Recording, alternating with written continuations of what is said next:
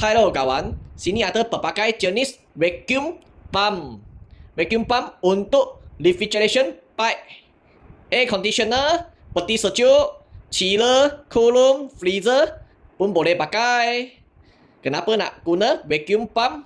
Setiap kali servis aircon atau pasang aircon atau tukar kompresor motor, kerana dia nak bersihkan itu pipe. Bersihkan itu pipe dan vacuum setup dalam punya angin dan apa-apa kotoran lah. Jadi jika ada guna vacuum pump, aircon peti sejuk semua boleh lagi sejuk. Kami ada jenis yang berwayar. Korang tengok ada wayar punya. Okey. Dan ada bateri punya. Kalau guna wayar punya, korang boleh vacuum lama-lama pun boleh.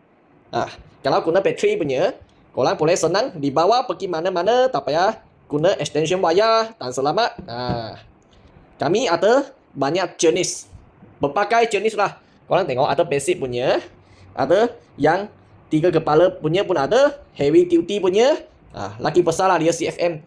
Ada analog meter punya, dan ada ringan punya. Jadi jika korang ada minat, sila tanya kami. Jika korang nak cari vacuum pump yang berkualiti dan berbaloi, cari kami, E-Fix.